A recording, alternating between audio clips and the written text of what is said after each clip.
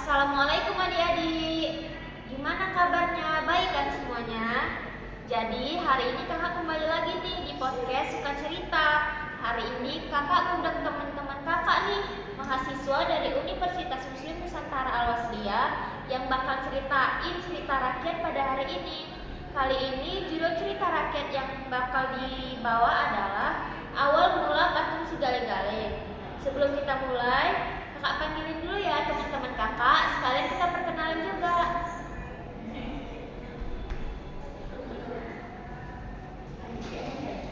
Halo adik-adik. Hai. Oke kakak-kakak, kita perkenalan dulu ya, dimulai dari kakak ini. Hai adik-adik, perkenalkan nama kakak Nabila Masya Sitompul dan kakak Nikita. Nama dia kan Nikita. Apa? Nama kakak Nadia Pasaribu dan kakak Putri Okia. Oke, nggak usah panjang lebar lagi. Tapi sebelumnya nih, asal mula patung Sigale-Gale ini tuh ada dua versi menurut cerita rakyat. Jadi kakak ini bakal menceritakan kedua versi tersebut ya. Oke, kepada Kak Nabila boleh dimulai Kak. Baiklah, di sini kakak akan membawakan cerita legenda patung Sigale-Gale. Awal mula ceritanya yaitu hiduplah seorang ahli patung yang bernama Datu Panggana. Pada suatu hari, Datu Panggana ingin membuat patungnya, kemudian ia berjalan-jalan ke sebuah hutan, dan di dalam hutan tersebut ia melihat ada sebuah pohon kayu yang tingginya seperti manusia, yang tidak berdaun dan tidak memiliki ranting. Kemudian Datu Panggana tersebut tertarik untuk menjadikannya sebuah patung. Kemudian Datu Panggana membawa pulang kayu tersebut dan memahatnya menjadi sebuah patung wanita cantik. Selang beberapa waktu, Datu Panggana kedatangan seorang tamu, yaitu Baupar 33. Baupar 33 adalah seorang pedagang keliling. Beliau berdagang perhiasan dan pakaian. Karena melihat kecantikan patung tersebut, Baupar 33 tertarik untuk memberikan perhiasan dan pakaian tersebut dipakaikan kepada patung itu. Pada suatu sore, Baupar 33 kembali untuk mengambil baju dan perhiasan tersebut, tetapi baju dan perhiasan tersebut sudah melekat pada patung tersebut. Menjelang sore hari, Baupar 33 pun kembali untuk mengambil perhiasan dan baju yang dipakaikannya kepada patung tersebut. Tetapi sayangnya, pakaian dan perhiasan tersebut sudah melekat pada patung itu dan tidak bisa dibawa kembali. Dengan rasa kecewa, Baupar 33 pun pergi meninggalkan tempat tersebut. Nah, adik-adik di sini kakak akan melanjutkan cerita dari kakak Nabila. Jadi kan, pada keesokan harinya, seorang dukun bernama Datu Partoar yang memiliki keahlian mengobati, memanggil roh, dan juga memiliki obat ajaib. Dia di perjalanan melihat patung perempuan tersebut dan terkagum-kagum.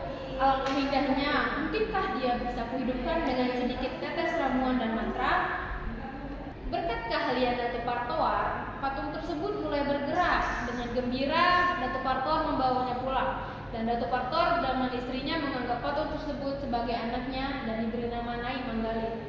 Upacara pengangkatan anak pun dilaksanakan. Di pekan, Nyai Manggalin menari dengan alun gemulai, sehingga para penonton pun mengikuti gerak seiraman lenggak-lenggoknya.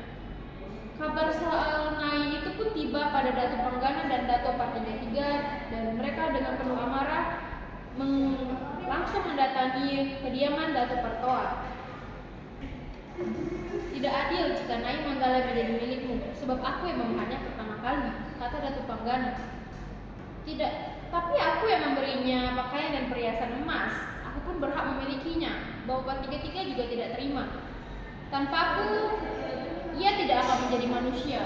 Aku yang paling berhak. Begitupun Datu Partoar. Perdebatan mereka tidak selesai, bahkan setelah dibawa ke hadapan raja. Raja menganjurkan mereka menemui si Aji Bair-Bair, seorang tetua di hutan yang mampu memecahkan persoalan mereka. Agar adil, sebaiknya setiap dari kalian menjadi anggota keluarga Sinai Manggalai, kata si Aji Bahir. Datu Partoar menjadi bapak yang berhak memberi berkat dan perkawinan. Dan Bau Pertiga menjadi Mariboto, seorang abang yang berhak menerima bagian uang mahar. Dato Panggana menjadi tulang dan akan memperoleh bagian sesuai yang berhak diterima oleh seorang paman. Demikianlah permasalahan kerabat Nai Manggala diputuskan. Namun cerita tidak berhenti sampai di situ. Suatu saat, seorang pemuda dari hutan sebelah mendengar akan kecantikan Nai Manggali, ialah Datu Partiktik. Dia pun langsung memantapkan diri meminang Nai Manggali. Tanpa disangka, Nai menolaknya. Akhirnya menggunakan ilmu sihir, Datu Partiktik menaklukkan hati Nai. Pernikahan pun dilaksanakan. Namun sekian lama mereka kawin, Nai Manggalai tidak kunjung mengandung seorang anak. Sekian lama setelah kawin, Nai Manggalai tidak kunjung mengandung anak. Penantian panjang membuat Jatuh sakit. Ia pun berpesan pada suaminya, "Pintalah pada Datuk Panggana untuk membuat patung sebesar diriku dan panggillah ia si Gali-Gali. Jika tidak, aku tidak akan diperkenakan tinggal di alam baka dan akan terpaksa mengutuk engkau. Ini agar engkau tidak akan memiliki keturunan jika engkau kembali kawin nanti." Datuk Partiktik pun segera melaksanakan perintah istrinya. Itulah tadi cerita si Gali-Gali versi 1 dari kami. Nah adik-adik, jadi itu tadi cerita asal mula patung si Gali-Gali menurut cerita rakyat yang pertama yang udah diceritakan sama Kak Nabila dan Kak Nikita. Dan langsung saja ya, cerita patung si Gali-Gali menurut cerita rakyat yang kedua bakal diceritakan oleh Kak Nadia dan Kak Putri nih. Oke, kepada Kak Nadia dan Kak Putri, saya persilahkan. Adik-adik, sebelumnya kita sudah membahas kisah pertama dari cerita patung si Gali-Gali. Kali ini cerita patung si Gali-Gali mempunyai kisah versi lainnya. Bagaimana patung si Gali-Gali terbentuk. Kisah kedua adalah mengenai seorang raja dan putra kesayangannya. Konon di sebuah negeri di Pulau Samosir, hiduplah Raja Bahat yang bijaksana dan putranya Manggale. Manggale adalah pemuda yang tangkas berperang dan berintegritas sama seperti ayahnya. Ia mencintai rakyatnya dan rakyatnya pun mencintai dia. Di suatu hari, seorang prajurit datang menemui Raja Bahat. Baginda Raja, kami melihat prajurit negeri tetangga tengah berkumpul di hutan perbatasan. Tampaknya mereka berencana menyerang dan menjajah kerajaan. Lalu Raja Bahat berkata, maka kita tidak bisa diam. Kumpulkan para penasihat dan juga anakku, panglima perang dan Manggale.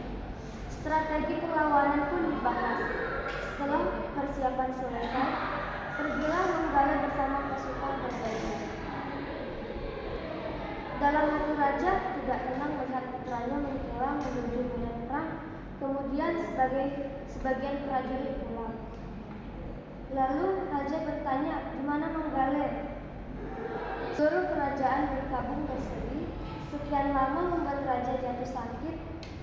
Penasihat raja memanggil banyak datu, namun tak satu pun mampu menyembuhkan raja. Seorang datu menganjurkan agar dibuat sebuah patung kayu dengan wajah serta Manggale. Maka dipanggillah pemahat terbaik untuk mengerjakan patung itu. Patung dibuat jauh dalam hutan, tepat di mana Manggale tidur. Diyakini bahwa Manggale masih berada di dalam hutan itu. Menggunakan kayu penangkal keras, pemahat mulai bekerja. Sebuah patung yang mirip sekali dengan Manggale terbentuk. Roh Manggale dipanggil untuk masuk ke dalam patung. Lalu patung diangkut menuju istana dengan iringan sordam dan gondang.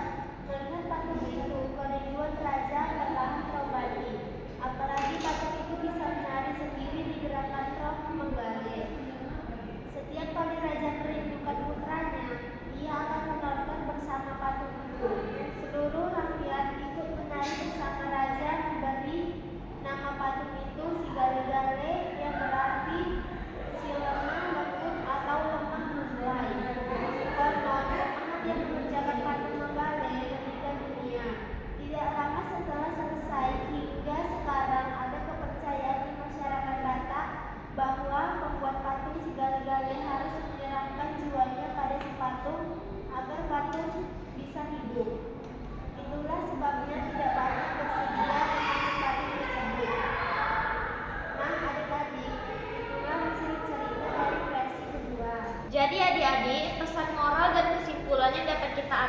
cerita rakyat ini adalah patung si Gale-Gale adalah simbol budaya dari masyarakat Batak, khususnya Batak Toba, dan pesan moral yang dapat diambil dari patung ini adalah tentang keberanian, kesabaran, dan semangat dalam menghadapi tantangan hidup. Si Gale-Gale yang sering digunakan dalam upacara adat mengajarkan pentingnya menjaga tradisi dan menghormati leluhur.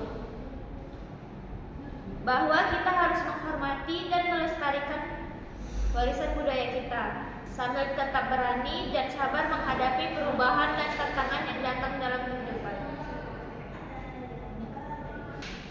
Nah adik-adik, jadi sudah selesai nih kakak-kakak ini menceritakan cerita rakyatnya. Jadi menurut adik-adik, cerita rakyat mana nih yang menarik menurut adik-adik? Versi 1 atau versi